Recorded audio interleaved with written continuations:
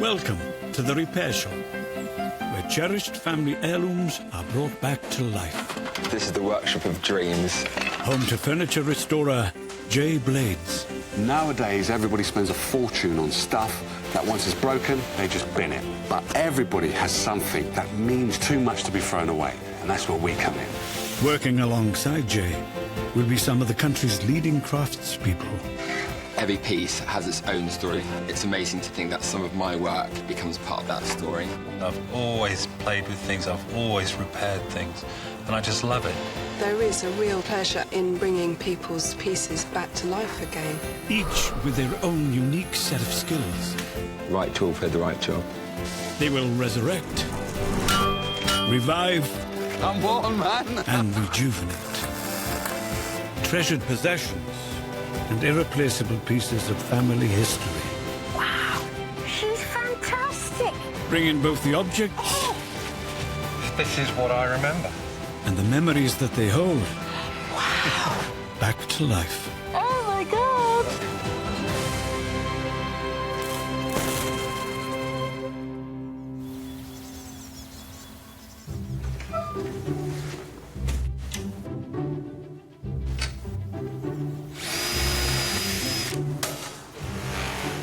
In the repair shop today, Steve is stumped by a precious wartime clock. I'm just too nervous that it's going to actually end in tears. And Dom comes unstuck with some heavy metal. I've come so far. We're so close now to just getting it completely apart. I can't leave it. I've got to try and get it off.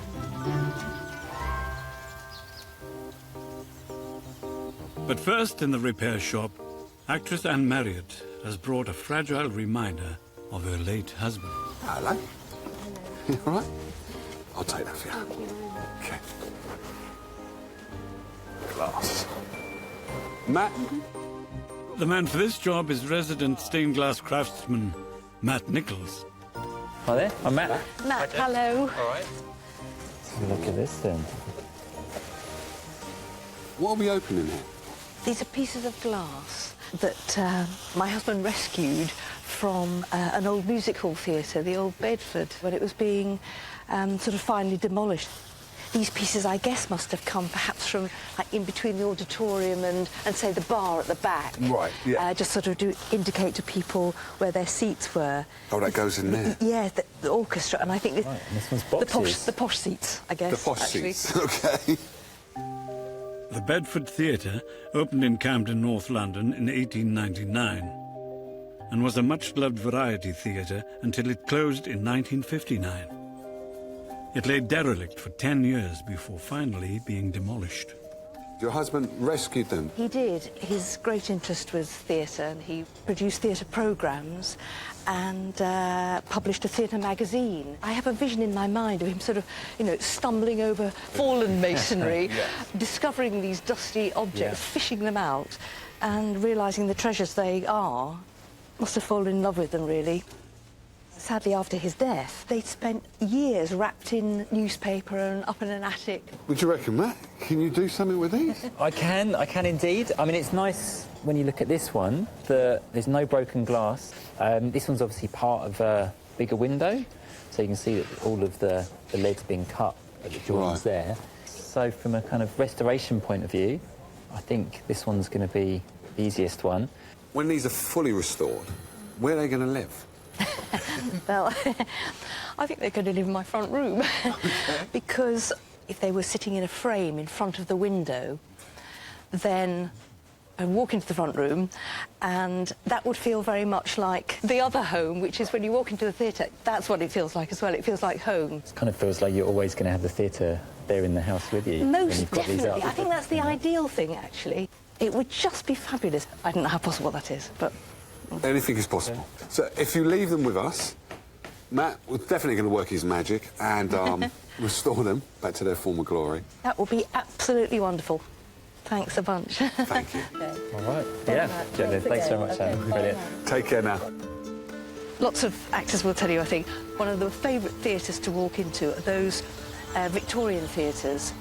And these pieces of glass are what you see in just these theatres. So to have them looking the way they're supposed to look. Well, it would have been wonderful if that could have happened while Sean was alive, because if we would go to the theatre together, then we'd be admiring the same sorts of things in these sorts of buildings, actually. Now, that's a nice story, isn't it? That's a really nice story. It's kind of taken from the theatre. Yeah. Her husband was in the theatre. Yeah. She's in the theatre. Yeah. And now the theatre's going to be in her house. It's fantastic. So you're going to bring them right back up to date, Yeah. spruce them up, Yeah, absolutely. and make them Yeah. look good, yeah? Yeah, I am indeed, yeah. OK. What we need to do, take them over to your bench now. Yeah, all right. Come on then.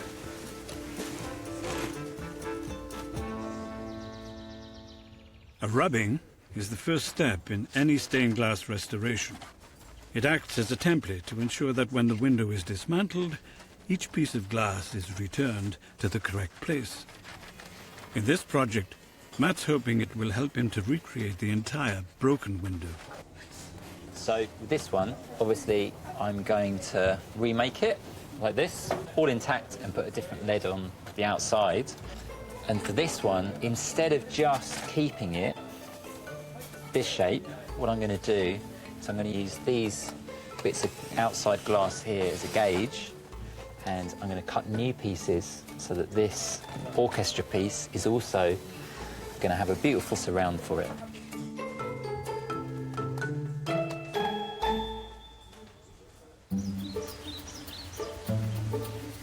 Family heirlooms are special for many reasons, and some of them have extraordinary stories to tell. Tom Ridgway and his father Tony have brought along a particularly treasured possession that is steeped in history. Hi, I'm Steve. Tom? Hi, Tom. Tony. Tony. They're hoping that horologist Steve will answer their Mayday call. Here we are. Right, what have we got? Propeller clock. Yes. I think there's a little bit of woodwork that needs doing on this as well. Will, have a look at this. That's really cool. The propeller means a lot to us as a family because it was the propeller from my father's aeroplane which he crash landed after being shot down in the First World War. That's incredible. That's amazing. Yeah. He was in the Leicestershire Regiment to start with, and then when the flying corps started, he volunteered immediately for the flying corps. Not a lot of people would have survived Yeah. crash landing in aircraft No, I mean, in he those was days. quite badly injured, apparently. And did he talk much of the days of flying? Never. Never. Really? Don't think many people did. In fact, I've got his medals and then his wings. That's amazing. It is. Do you know what aircraft it came from? Sopwith Pup, which is a biplane they used in the First World War. How did you manage to get it back? The ground crew sort of got hold of it from his aeroplane Yeah. and fashioned the... Made this for him. What a great story. Yeah. Really? Really? Yeah, So- it is. So it must mean quite a lot to you to have it sort of, to keep it in the family and... Well, it does, particularly with the history of it, you know. Yeah. Because I look after it now Yeah. and then pass it on to my son Fantastic. in due time, and then hopefully on through the family for many generations to come. That's lovely. Now tell me about the clock. What's wrong with it? It doesn't work, that's it. How long has it been stopped? I don't know, I'm afraid. But a long, long time. Well, we're going to make it into a working clock again. I think what I'd like to do is to take the electric mechanism out, scrap that, Yeah. and then put a quartz movement in, a battery quartz movement in, be safer and look better. You won't know any different from the front. No. Were the hands and the dial exactly the same as it is now? They're the originals as far as I can remember. We'll polish the case up. I mean, it seems to be in pretty decent nick. Yes. And I actually quite like the finish on there now, and I don't think that you'd want to sort of polish it up No, don't too want much. to do It's too much. not too much. He won't sand all the writing off. No, because again, it's to the sort of plane that he was flying. So yes, needs to be kept. And we'll fix the base so that it's tight and won't Yep, wobble that'll be around. great, yep. Okay. Brilliant. Okay. Thank you very much. Thank you very much. Thank you very much.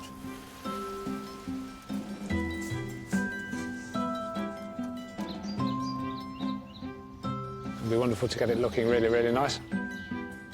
Yeah, it's been in the family for decades, and so, yes, it'd be nice to have it all working again. Quite exciting, actually. Great bit of history behind that. I know. It's a pretty cool clock, isn't it? It is.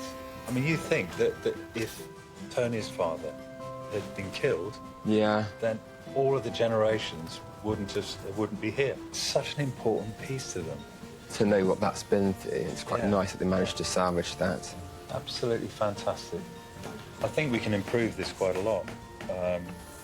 I think the dial, I think we can improve on that. Oh yeah, the split in the front. Yeah. The dings on the base. You can't really do too much about that, can you? Well, I can give it a go, but it could do with a good old clean, for sure. Yeah. Steve's first job is to remove the outdated electrical mechanism from the clock and replace it with a quartz one. Battery-powered, a piece of crystal quartz produces a regular electric pulse that keeps the time. I'm just going to pop the movement out now. I just need to snip the wire off. That's the easy bit. And this should just push out. It's a bit tight. It's completely bunged up. And I think that's quite dangerous. It's mainly electric. It's been soldered badly here and here, so that could be shock danger or fire danger. So it's a good job we're taking it out, putting a quartz movement in it. I'm actually thinking now that the dial is plastic and the staining might clean up. You'll still see the actual crack, but it'll clean up and look much nicer. Now that I've taken that part out, I can give the case to Will. Will, would you like to come over and take this case? Oh, have you already taken it out? Yep, didn't take long at all. That's quick. There we go. Careful that base doesn't fall off. OK, cool. Yeah, do that. Lovely. Brilliant. OK. I'll get on it. Thanks, Steve.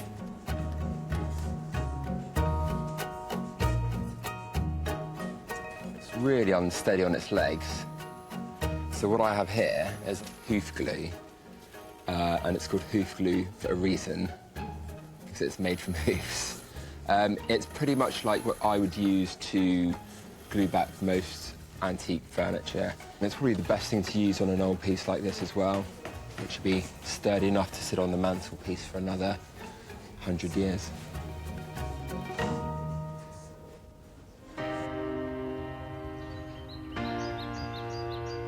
Stained glass restorer Matt is in the midst of repairing two treasured windows rescued from a demolished Victorian theatre. So we've got the drawing here. I'm just taking the outside lead off. I'm just teasing this out. There we go. When you're taking apart the window, putting it onto here, it's very important to make sure they go on immediately. You don't want to mix anything up at all. You could have what seems to be two symmetrical triangles, one on each side, but when it comes to actually making the window, chances are they might be slightly off. The angles might be slightly different. I mean, this window is very old and hasn't been remade.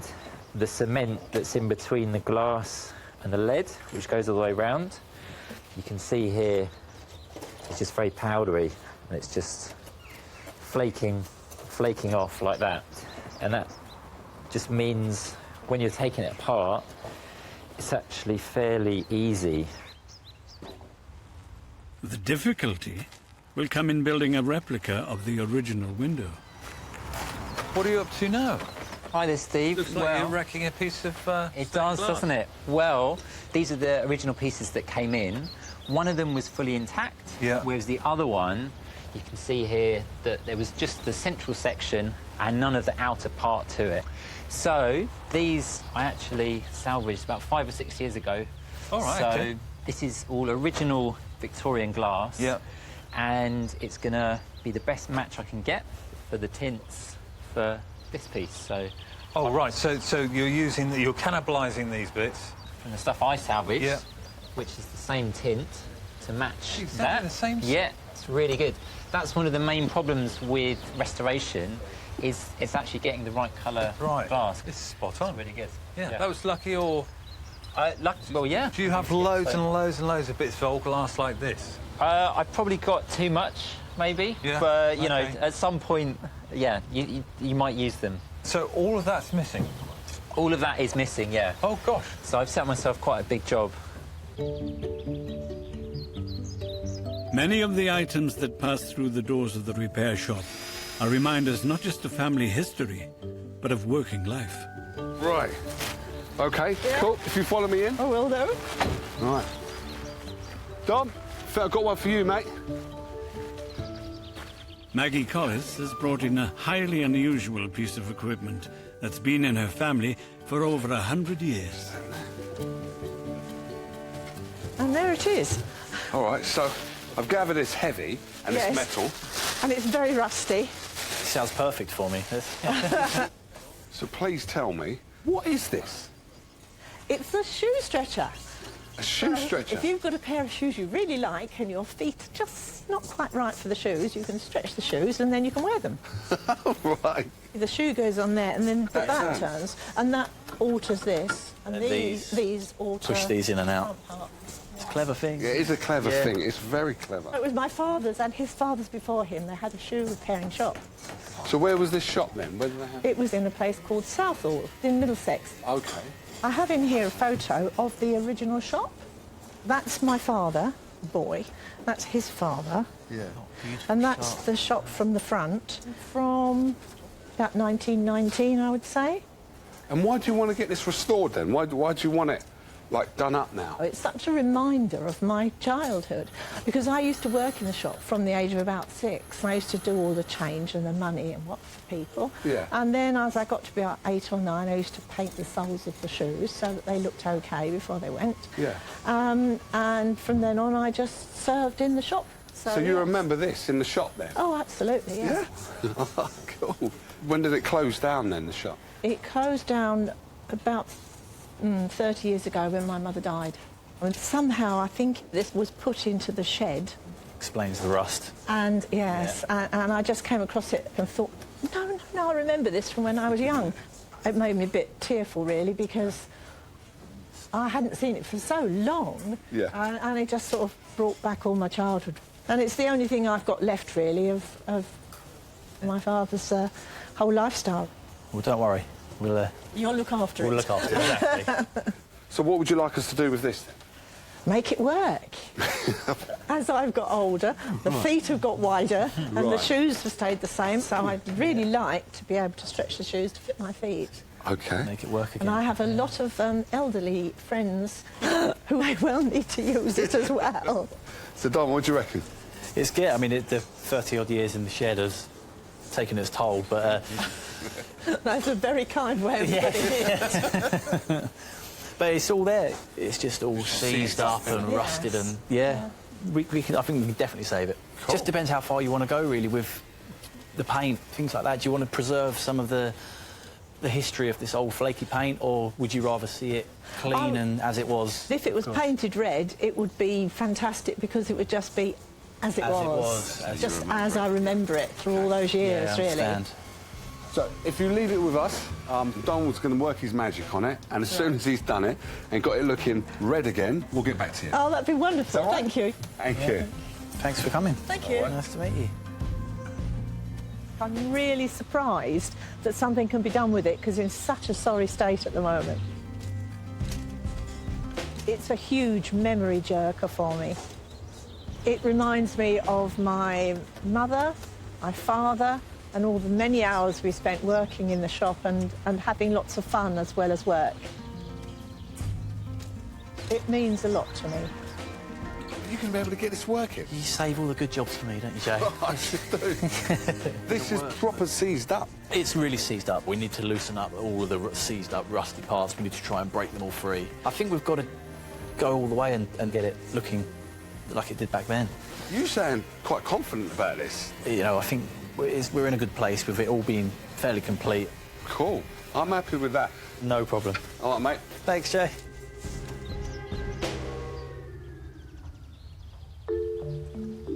Metalworker Dom is used to dealing with seized-up machinery, but this shoemaker's gadget has been rusting for over 30 years and could really test his metal.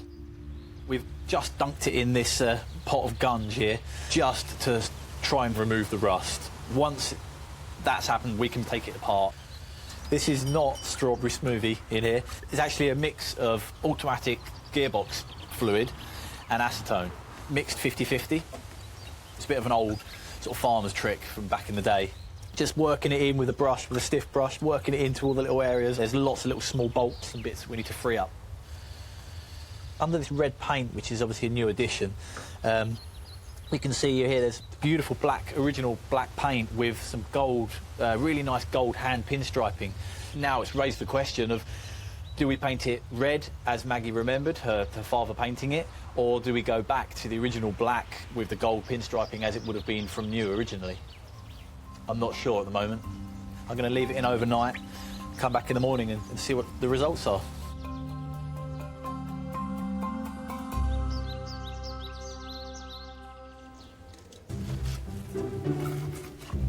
The repair shop team is working on a much-loved clock, embedded in an aircraft propeller.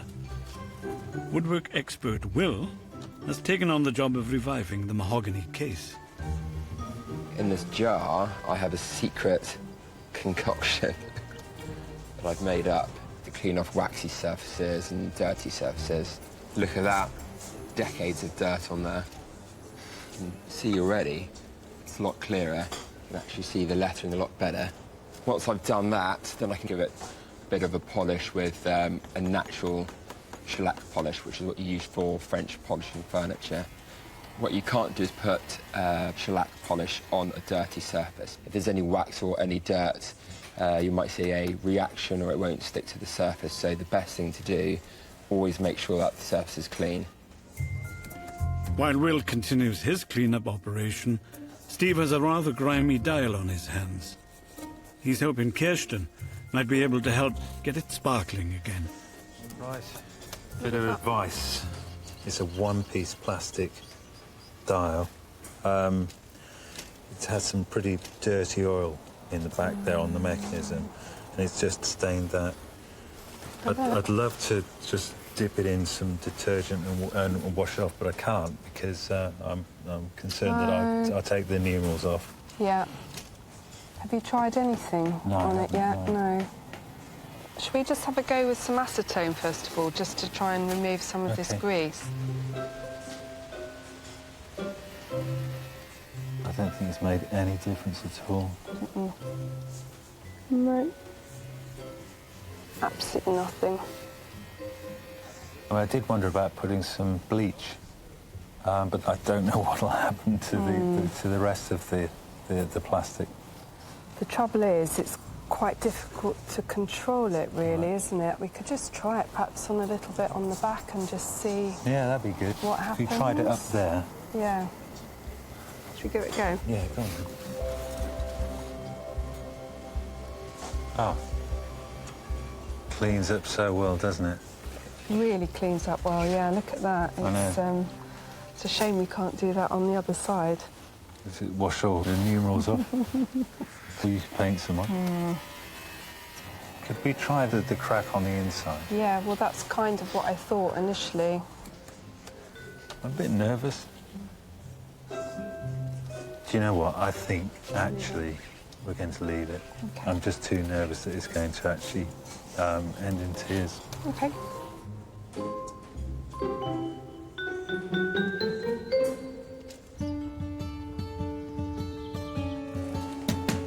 With glass harvested from his own salvaged pieces, Matt can begin rebuilding the windows of the stained glass theatre panels. First, he's creating the surround for the smaller panel completely from scratch. One of the really satisfying parts is the glass cutting. So these are the salvage pieces. I've used the original windows glass as a template, and actually because the cutter, the wheel, isn't right on the edge, I have to basically go in 2 or 3 mil. So you can see there I've got a bit of a gap there. I'm going to use my straight edge to make sure it's all straight like that. And then I can cut, and then you can just go and break it. like that.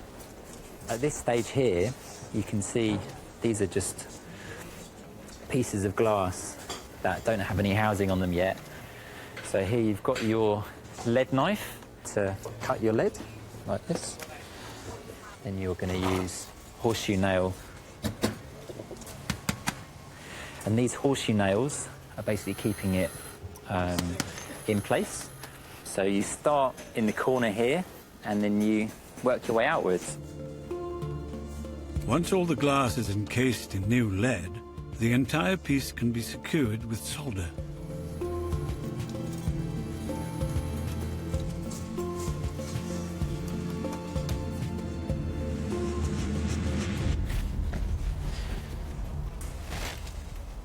Looking really good. Outside, metalworker Dom is tackling a cast iron device that's riddled with rust. The shoe stretcher's had its bath overnight in the pink solution. Got it out this morning. I've just given it a quick dunk in a sort of hot soapy water just to scrub it and give it a good clean and remove all of the old grease and anything like that. That's penetrated in as much as it can. First job I'm going to try and do is just to try and free up this heel part here because it's still impossible to turn. I'm going to warm up the block so it will, as it gets hot, it will expand ever so slightly, tiny, tiny amount. Just expand a little bit just to try and break that rust joint. OK, that should be enough. Let's have a look. This dial here will turn that, so that should start moving, hopefully. I've heated up in there. I'm just going to give it a little tap. I don't really want to be hitting it with a hammer too much. It's obviously fragile as anything. Just sometimes the shock of hitting it just frees up. It's just starting to move now. A little bit of oil.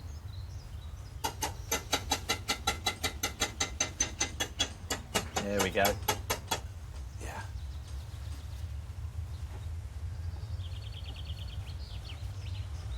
That's it. I'm really pleased. It just shows that red potion did its job. It looked like this was almost ready for the scrap pile. It was so rusty, but it's well on the way now. A good place to get the rest of it freed up as well. Meanwhile, Steve's managed to give the plastic dial on the propeller clock a gentle polish. Now he's got to get it ticking again. I'm now just going to pop the new movement in. So this is just a simple quartz movement. Unfortunately, this fits in there just beautifully. I haven't had to do any cutting around at all. Just got to pop that centre nut in there. That just screws on. So all I need to do now is to make these hands fit onto the movement. The brass centre of this hand, which is called a collet, I need to modify that so that it fits the new movement. That means I've got to make the hole slightly bigger, so it just fits onto the movement friction tight. I'll just see if it fits onto the movement. No. You have to be really, really careful when opening that hole up because it's easy to go too far. It's almost there, not quite. So I need to just take the tiniest fraction off. And then it will be ready to go into the clock casement. But Will and Jay are still deciding on the best way to iron out the imperfections in the 100-year-old mahogany propeller. You're polishing it now, ain't you? Yeah, so you actually see all the lettering there now. So it's nice because it's sort of giving it a slight bit of depth. Well, that's brought that right out. So, I think you can see here, there's a chip on the base. Oh, yeah, yeah. So what I intend to do is fill that out and use a really thin layer of polish so I can use some pigments in that layer of polish to disguise that fill. OK, cool. You're doing good, mate. Thanks, Jay. Once the chip is filled, Will carefully blends in his repair until the damage is completely camouflaged.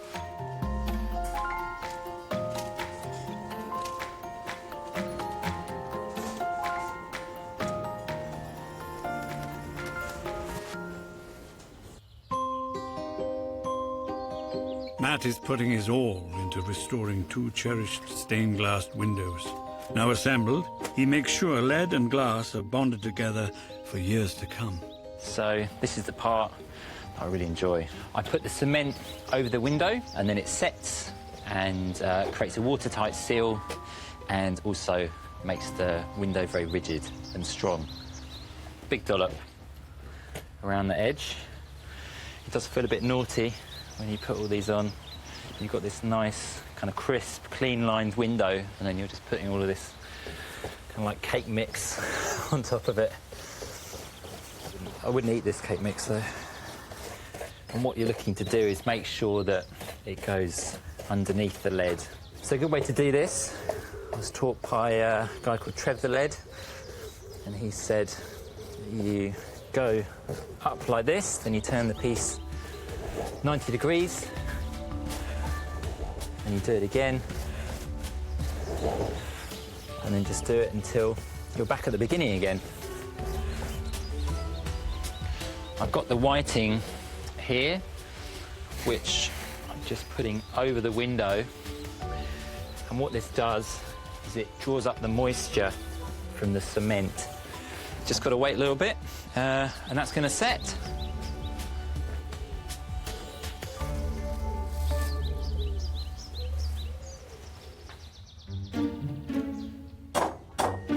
Meanwhile, Dom's dismantling the cast-iron shoe stretcher so that he can clean every individual component. But there's one stubborn bolt holding up the whole operation. I've come so far. We're so close now to just getting it completely apart. I can't leave it. I've got to try and get it off.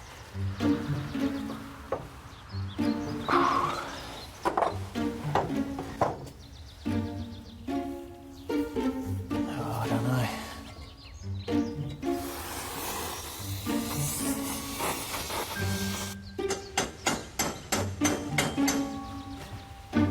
Seems like it's moving.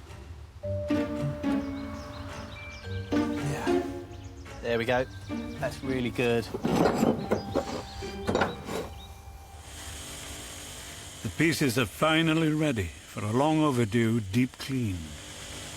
You can see some of the really old bits of pitting just from use, wear and tear. I think it'd be a shame to get rid of all of that history and patina there, so I'm just going to polish the surface and leave some of that. Obviously an old piece, so it's nice to keep some of the character in there. But all the parts that you touch, I'm just going to try and buff them up to a mirror polish, which is as they would have been back in the day. And Dom's finally settled on the colour for the finish. So I've decided on painting the shoe stretcher red again, as opposed to the black that it originally was. Although it's not 100% accurate in a restoration sense, I just think it fits better with how she remembers it, and it makes it more individual to her. I'm using an enamel paint for painting metal parts. It's very strong, hard wearing, super nice glossy paint, so it should last for years. I'm really glad that we went the extra mile and took these side arms off with those pins. They're all stubborn and difficult to get out, but this is allowing us to be able to get into all of these little nooks and crannies. It should all help to make it look really smart once it's all painted and finished.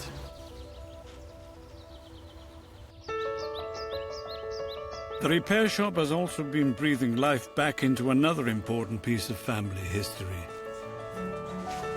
Tom has returned to collect what he hopes will be a constant ticking reminder of his late grandfather's service and bravery. Hi, Tom. How are you? Good to see you. You too. Excited to be here. Yeah, I'm sure you are. I'll get your clock.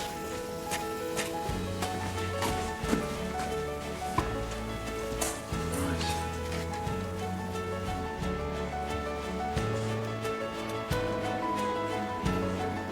There we go. Wow, that looks amazing. And it's saying about the right time as well. It is. That was lucky. Yeah.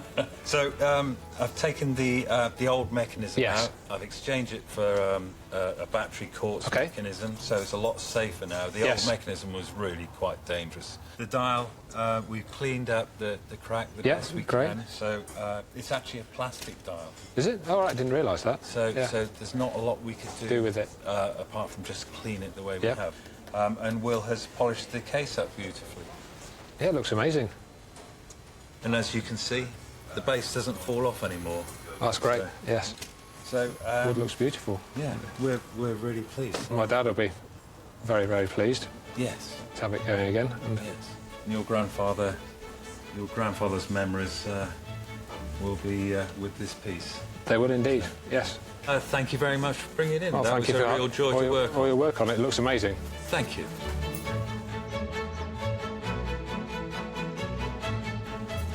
It means a huge amount. I never actually met my grandfather, whose plane the propeller is off, but it's our sort of one link with him. Hopefully, it will stay in the family for a very, very long time to come.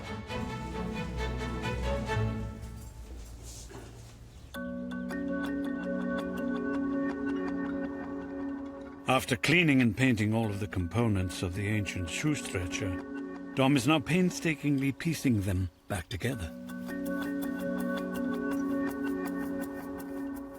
Because all of these parts have been stripped and dipped and blasted and everything else, all the moving parts are just dry. So as I assemble it, I'm just going to just keep greasing up the parts. The threads and the moving parts and the wheels will need a little bit of grease. So far, so good. No drama, no problems. I've got a couple of pins to put in here. And then, yeah, I'm almost there. I better get on and get it ready because she's coming down. Definitely looks different. I'm a bit anxious to see her reaction, actually. The shoe stretcher from Maggie's parent shop had been rusting away in her garden shed for over 30 years. She's ready to be reunited with this treasured slice of family history. Hello. Hello. How are we doing? Fine, thank you. You? Yeah, I'm very good. Good to see you again. So, Maggie, what kind of improvement would you like to see done here? It would be very nice if the rust had gone, and even better if it worked. OK. Should we let us see it? Yeah, come on, let's Don't have a tell look. me it's green. Let us see it. Oh, wow! I can't believe it, and it's red as well. It's red, yeah. Look at that, it's shiny. I can't believe it. How did you manage that? That's incredible. And all the lines on here that you've put on, and all the markings, absolutely brilliant. Character. It looks lovely. Good. And Good. where you've cleaned this all up, you can see all the marks around here. Yeah. It's amazing. Very well done. Thank you. Did it take you hours and hours? Getting it apart was tricky, yeah. Yeah, it was a lot of work. Yeah. So when was the last time you saw this working then? Well, I must have been somewhere about 15, I would think. Right. And I'm not going to say how long ago that was. No It problem. was a very, very long time. A couple of weeks ago, yeah? Yeah. Now, I had brought with me a pair of shoes. And so what you do, I want it to be stretched at the top here because it cuts into the foot there. So you're going to place it on the heel. Then you need to get... Come forwards with that. That comes forward. Yeah. Now you need to pull that back to make the shoe tight on. And back. Keep going, yeah, keep going. Oh. That's it. So now it's on there firm. Now you want to stretch this, so you're going to... Can you see how that's coming Yeah. open? Yeah. But I wouldn't do it more than that now. Leave it on for 2 days and just gradually stretch the leather out. You can't do it too quickly, otherwise you're going to either split the leather or get the top, the uppers, coming away from the bottoms, from the soles. Oh, OK. Looking at this now, it's just fantastic, and it brings back so many memories. I can almost see it sitting there beside my father as he was working. Glad you're happy. Yeah, very Good. happy. Good. I'll be even happier when I can wear the shoes. You can wear the shoes, yeah. So where's this going to sit now? Where are you going to put this? Well, it's not going in the shed. Thank you. And it's Thank not you. going to sit in the rain. Good.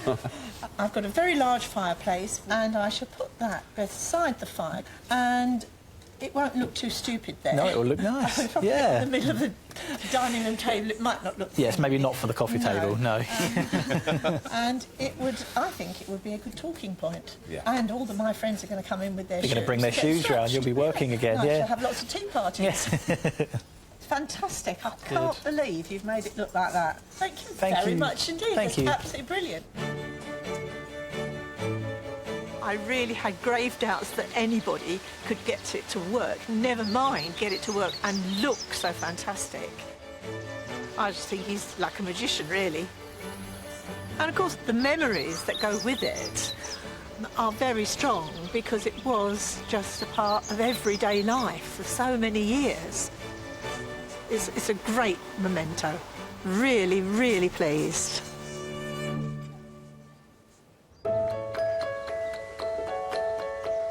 The Victorian theatre windows that Matt's been restoring are nearly done.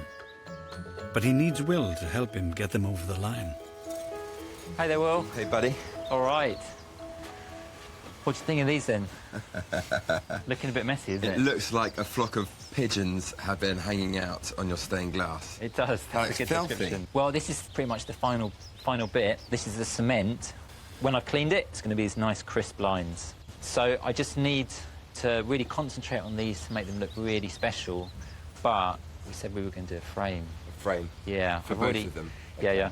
Okay. You look like you've got a lot to do. I will help you out and I get onto those Thanks frames. so much, Will.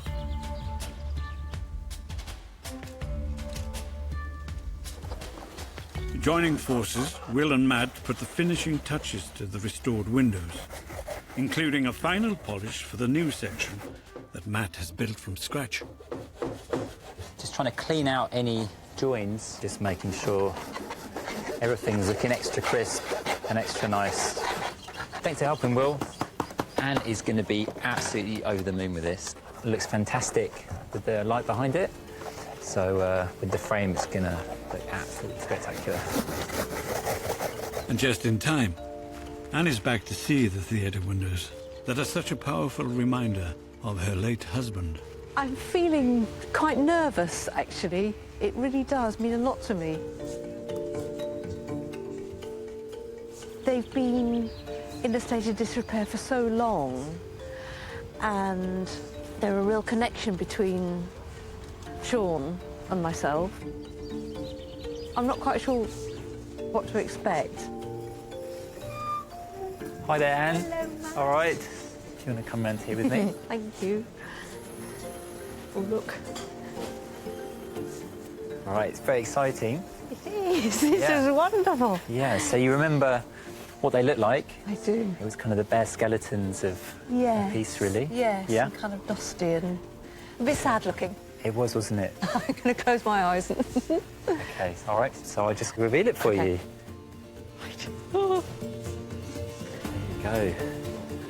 That's fantastic. And the colours are just wonderful. I can't believe how much light is coming through, actually. It sparkles, it really, really does. It's beautiful, Matt. Thank you very much indeed. It's all right. And then the other one you brought in was just this central piece. Yes. And was in a bit more of a sorry state. It was, So it was. I'll show you what we've done with that one. Okay. So there you go.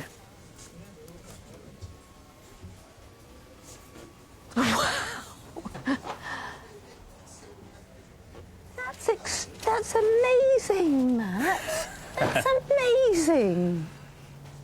Because you only had the central bit to work with. Yeah, we did. So what happened? So you've recreated all of that, haven't you? Around. Yeah, I actually saved a couple of Victorian windows from going into a skip from a building site probably about 6 years ago, and I realised that they've got the same colour tints as these. So was able to basically that's wonderful. How use original glass Yeah. that matches. So how lucky is this? I mean, what do you think it would have meant to your husband to have this kind of restored? Oh, he'd shining? be over the moon. This is wonderful. I'm staggered, really, honestly. I mean, the whole story is so captivating, you know, of them being saved and kind of the theatre coming back to your house. I can't thank you enough. I can't thank you enough. They're going to be extremely special. My theatrical windows. It's just fantastic. I've got 2 beautiful pieces. They're full of life again. They'll bring good old Sean back, but in a very happy way, actually. And that's priceless. I can't quite believe it, honestly, it's lovely.